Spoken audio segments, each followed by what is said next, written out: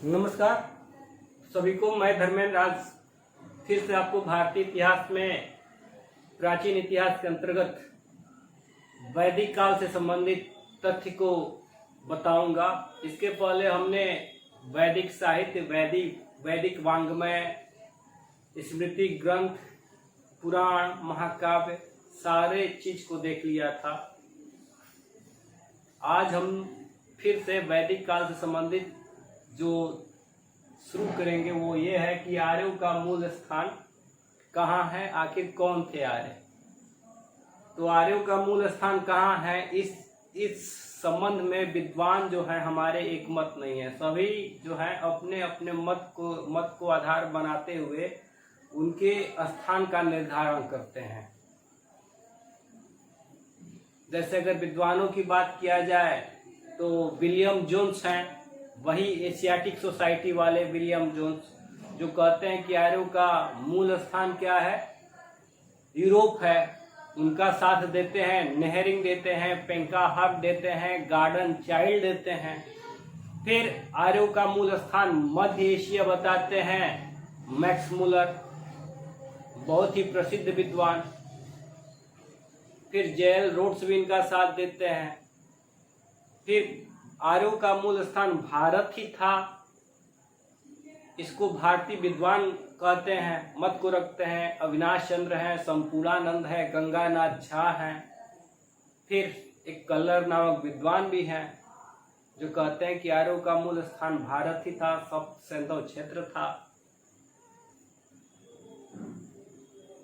भारतीय इतिहास के प्रसिद्ध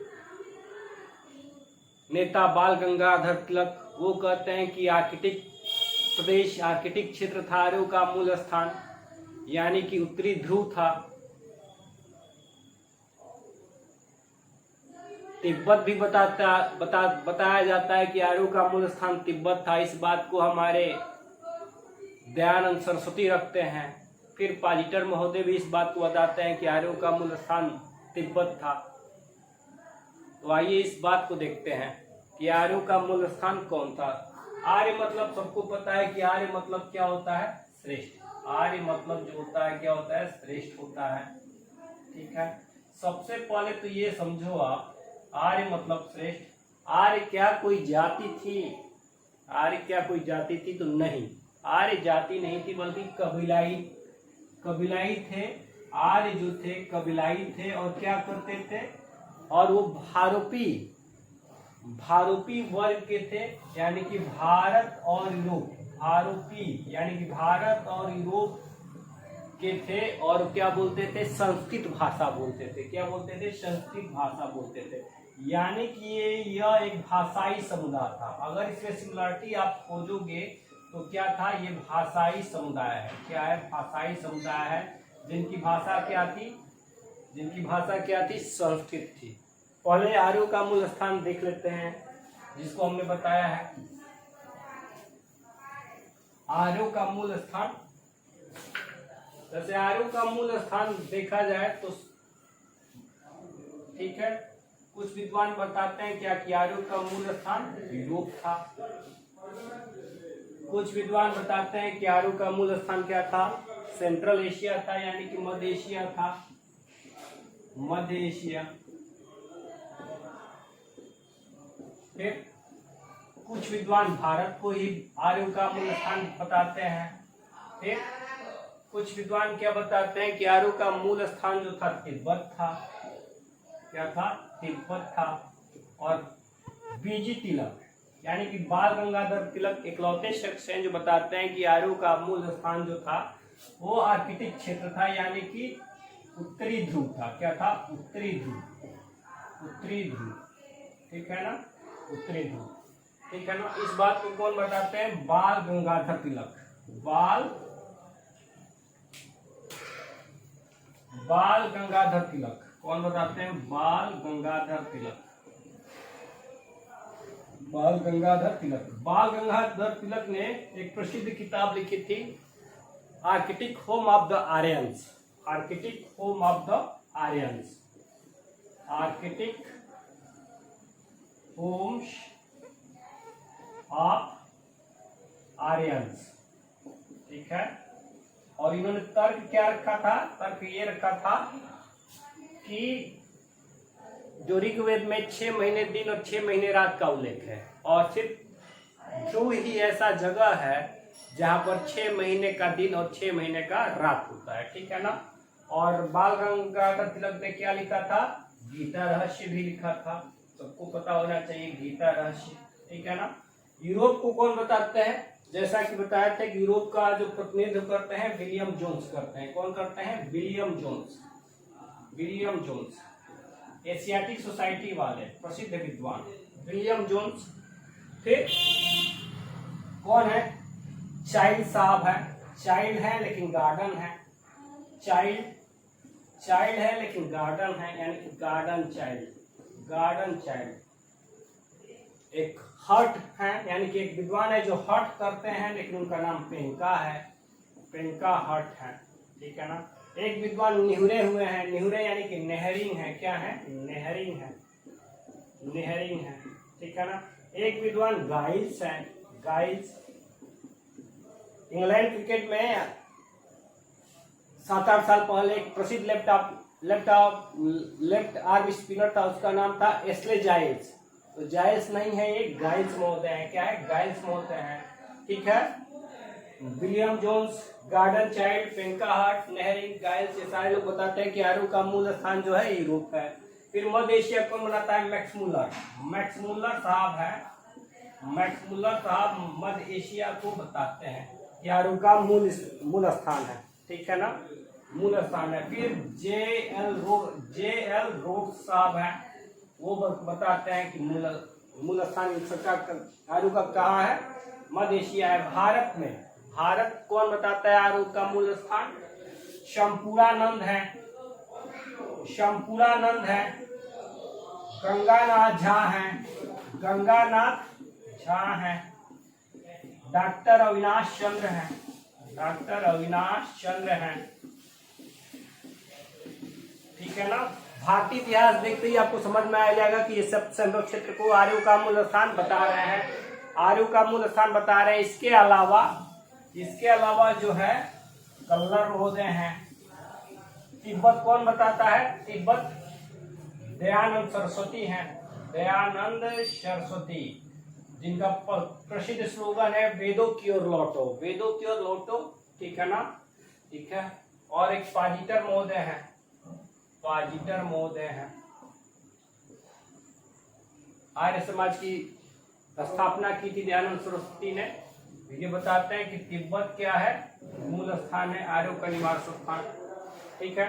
तो आर्य जो थे कहाँ के थे, इस बात में विवाद है, लेकिन खुद से समझने से पता चल जाएगा कि आर्य कहाँ के निवासी थे, ठीक है।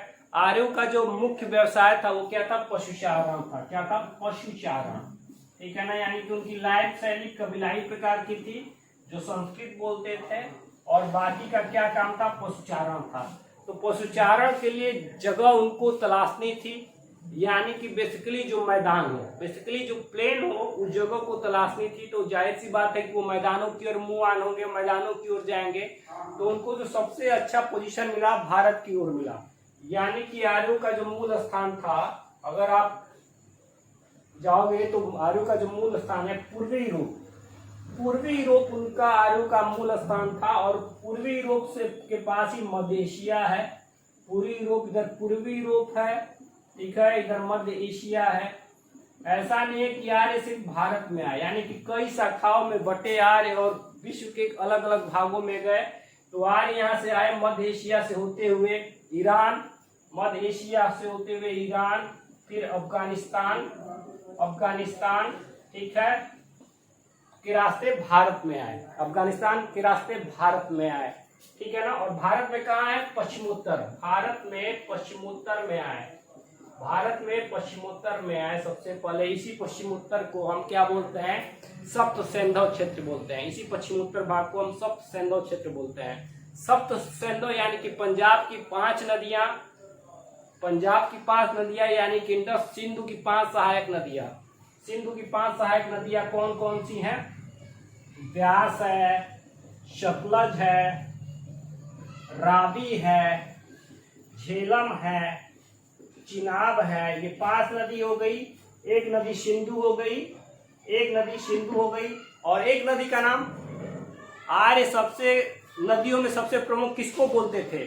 सरस्वती नदी को। सरस्वती नदी को वो नदीतमा बोलते थे। नदीतमा यानी कि नदियों में सर्व प्रमुख सरस्वती। बहुत कम लोग हैं जो सब सिंधु नदी का नाम बताएंगे, ठीक है ना। तो ये सरस्वती, सिंधु, व्यास, सतलज, रावी, झेलम, चिनाब, यानी कि पंजाब के साथ पाकिस्तान का क्षेत्र और ये क्या है, सप्त सिंधु क्षेत्र है। और इसी सप्त सिंधु क्षेत्र में सबसे पहले किसकी रचना हुई थी? ऋग्वेद की। ऋग्वेद की रचना हुई थी। अब जब आपसे प्रश्न किया जाएगा किस नदी के किनारे हुई थी ऋग्वेद की रचना, तो सरस्वती नदी के किनारे हुई थी। सरस्वती नदी के किनारे ऋग्वेद की रचना हुई थी। यानी कि आर्यों का जो मूल स्थान था पूर्वी यूरोप से लेकर मध्य एशिया था। फिर वो कहाँ चले आए? ईरान होते हुए, अफगानिस्तान होते हुए भारत चले आए, और सबसे पहले सप्त सिंधु क्षेत्र को अपना क्या बनाया?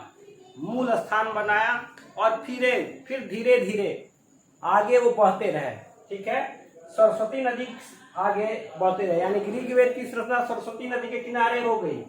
ऋग्वेद की जो रचना है सरस्वती नदी के किनारे हो गई। फिर धीरे धीरे आर्य क्या हो गए? आगे बढ़ते रहे।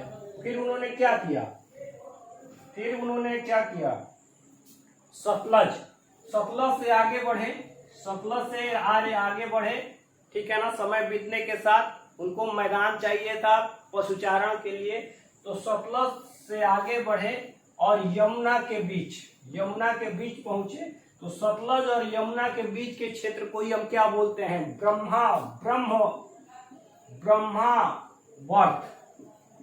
ब्रह्मावर्त बोलते हैं, यानी कि ब्रह्मावर्त क्षेत्र।